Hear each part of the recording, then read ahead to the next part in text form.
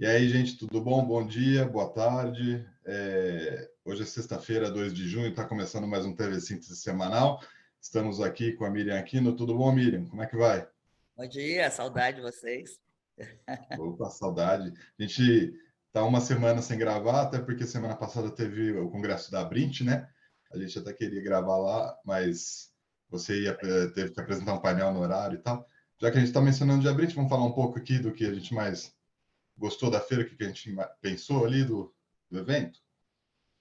Olha, primeiro eu achei, para mim a Brint hoje é a maior feira de internet do país, assim, eu achei, assim, mostra a pujança do setor, né? Muita gente, e acho que mostra também o profissionalismo, né? Assim, tinha de tudo, o mercado de provedor regional é um mercado que tem de tudo, né? Assim, de todos os tamanhos de empresas, mas eu percebi que os provedores estão bem mais profissionalizados, assim, você percebe o movimento, não é mais um movimento de euforia, né?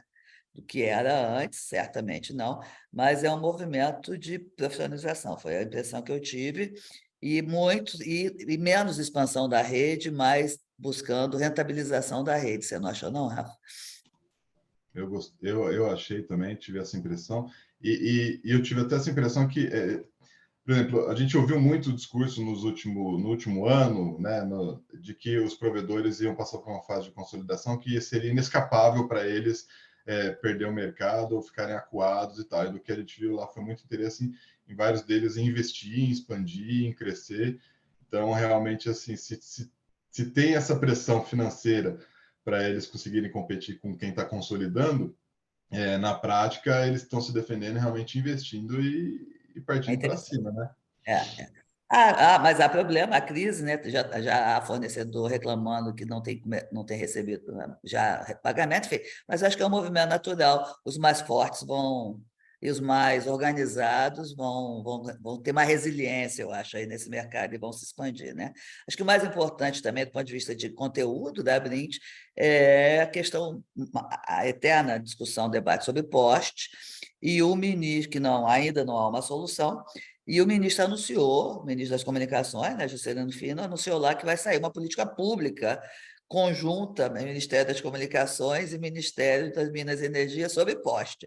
Vamos esperar um pouquinho para ver o que é. Agora, as duas questões mais importantes, o preço e quem é que vai administrar essa rede neutra, vai ficar mesmo para a resolução Anatel-ANEL, e que o Moisés Moreira, responsável por isso, anunciou que até novembro sai, né? Isso.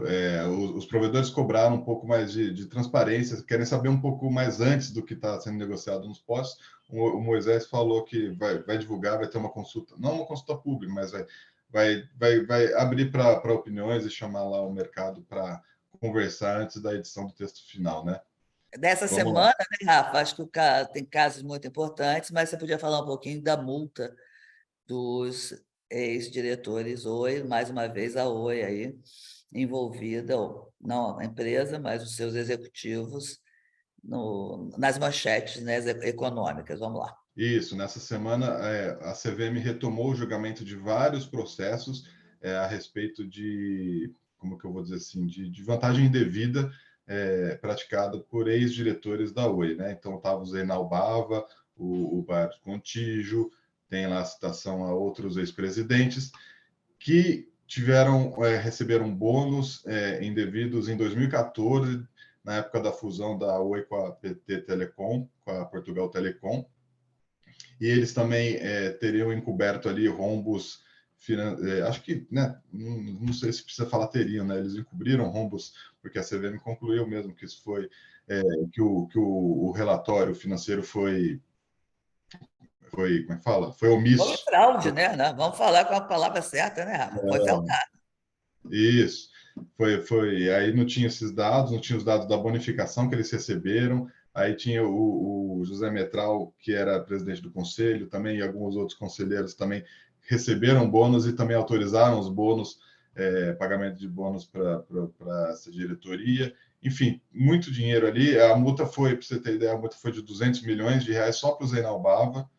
Tá? Então, assim, é um grande volume de dinheiro. Isso no primeiro dia do julgamento, no segundo dia, aí continuou o julgamento, né? Teve outro julgamento na quinta, eles aplicaram mais multas ainda, aí já é devido à reestruturação societária, porque eles empreenderam um aumento de capital sem aval, sem colocar isso em votação junto aos acionistas, sem ter autorização formal do Conselho de Administração. Então, teve um monte de coisas erradas ali que aconteceram em 2013, 2014, na fusão da Oi com a PT Telecom. E o resultado a gente vê até hoje, a gente sente até hoje, porque foi um rombo de R$ 1 bilhão, na época dava 1 bilhão de euros, né? Dava o que, uns 7 bilhões de reais, enfim, foi um rombo gigantesco. Só para pensar, hoje a dívida renegociada e cortada da Oi hoje com a Anatel é de 7 bilhões de reais. Então, assim, foi um volume que precipitou a entrada da Oi em 2016 em recuperação judicial. Foi um caso muito grave. O Zeinal Bava respondeu judicialmente em Portugal, né, onde ele mora. O pessoal da Rio Forte, foram, enfim, a Portugal Telecom investiu em títulos de dívida do Banco Espírito Santo, que era do grupo, né? É uma E aí, misturada é uma de coisa enorme. malversação Eu do falei, dinheiro dos enfim. acionistas e nosso, né? Porque a concessão é E, pública, né? Enfim, é muito triste. A única coisa que me deixa, além do caso em si, né? Enfim, a gente eu me sinto muito assustada, né, com tudo que aconteceu, mas é demorar tanto, né, Rafa? 2016, quer dizer, pelo julgamento da CVM, o 2014. Zenal, 2014, pelo julgamento da CVM, o Zenal se autoconcedeu 40 milhões ou bilhões, né? Sem comunicar a ninguém, né? Foram bi, né? E, enfim, imagina, e ele recebeu uma multa de 200 milhões em mais de 20 anos, 16 por 26, quase 10 anos, ele aplicando esse dinheiro, certamente é peanuts a multa que ele vai pagar, né? Se Sim, pagar. então, se pagar, né? Que também pode ser que ele tenha tido algum instrumento de seguro, alguma coisa assim que vai ser acionado, não sei. Isso é coisa que o mundo executivo tem, que de repente ele pode ter também, viu? Bom, mas vamos Enfim, é lá. isso. E esses julgamentos continuam, tá? Não acabaram, então pode vir mais multa ainda. Eu queria que você comentasse também que você fez uma excelente matéria essa semana a respeito do chip neutro, Miriam. Na verdade, isso aqui eu tenho que me Base. redimir, é um tema que a gente não estava entrando muito no assunto, eu não, você e eu estávamos tentando entender, e aí eu, enfim, fui ouvir, entender. Na verdade, é, ah, o que que é exatamente? Né? É uma pressão social legítima, inclusive do Congresso, uma pressão muito grande do Congresso, para a utilização de 3,5 bilhões de reais, é muito dinheiro, para a distribuição de chips, acesso à internet para a família, para os alunos de baixa renda e professores também das escolas públicas. É um dinheiro que já está carimbado, que foi aprovado ainda por causa do Covid. E agora, finalmente, ele pode ser usado, só que ele tem um prazo até de dezembro para ser usado. Alguns estados já fizeram suas licitações, já encerraram, ganhou lá sei lá, uma empresa, ou duas empresas virtuais ou não. Houve a base, ela ganhou a licitação em 5 estados. Ela ganhou a licitação e trouxe um caso muito complicado, porque ela alega que, como não é operadora de telecom, ela poderia contratar os serviços das operadoras de telecom, chamados chip neutro, mas na verdade não é o chip neutro, seria a parte eletrônica do chip, que as operadoras teriam obrigação de dar para ela isso, porque ela oferece mais do que a conectividade, ela oferece lá um softwarezinho. Aliás, eu acho de uma bobagem sem nada, porque o software ela controla o acesso dos alunos na internet, essa altura da vida, você contratar um tipo de coisa dessa é meio complicado. Mas, enfim, ela ganhou 5 licitações e foi para a Anatel falando que as empresas se recusavam a dar esse, como é que chama? Não sei o que elétrico, a parte elétrica do chip, Perfil elétrico. fio elétrico. As operadoras finalmente fizeram. A Anatel mandou uma cautelar, mandando as operadoras darem esse perfil elétrico para essa empresa, mas a discussão continua. Ela foi para o Tribunal de Contas da União, já está lá, mas lá o questionamento é sobre a licitação em si. Alguns direcionamentos que estaria favorecendo essa empresa, que seria talvez a única a colocar. Mas o grande debate é o seguinte: é, com esse novo modelo de negócio, eu acho que aí as operadoras têm razão. Ele é ilegal, porque você não pode ter serviço de telecomunicações sem licença de telecom. e o que ela o que ela gostaria era de ter acesso à conectividade do celular sem ter as obrigações de telecom, pagar ICMS, por exemplo, responder pela qualidade do serviço, enfim, essas coisas todas. Acho que esse é o grande tema. A Anatel vai ter que decidir sobre isso, ela vai julgar o mérito da regulação, mas existia pressão política e social sobre o acesso, sobre os alunos terem esse chip, né? Foi feito, a Anatel está mediando uma negociação com as operadoras, e essa negociação foi feita, as operadoras, a princípio, aceitaram a proposta, elas vão entregar o chip para essa empresa e vão negociar seus planos de negócio com essa empresa durante o mês. A situação ainda não está resolvida, mas está mais fácil dos alunos terem o seu chip durante esse período. Também é um período determinado até o dinheiro carimbado acabar, né? Mas é um valor importante dessas 5 licenças, são 5 estados, são 2 milhões de acesso, então é muita garotada aí que precisa ter acesso, né? Vamos continuar assistindo. Eu achei interessante na sua matéria que você teve acesso a alguns estudos que mostram que, no fim, a licitação nem compensa tanto assim para os estados, porque eles vão pagar mais, já que É a um tema que tributação é precisa ser visto. diferente de se não for telecom. É verdade. Assim, então, eu acho que são questões que precisam. O TCU certamente vai se debruçar isso, né?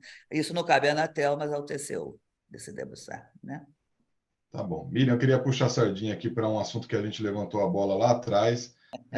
O Conselho Nacional de Privacidade de Dados Pessoais tá parado ainda, né? Continua parado, porque o governo não indicou seus nomes para presidi-lo, enfim, o governo é responsável pela parte operativa do Conselho Nacional de Privacidade de Dados.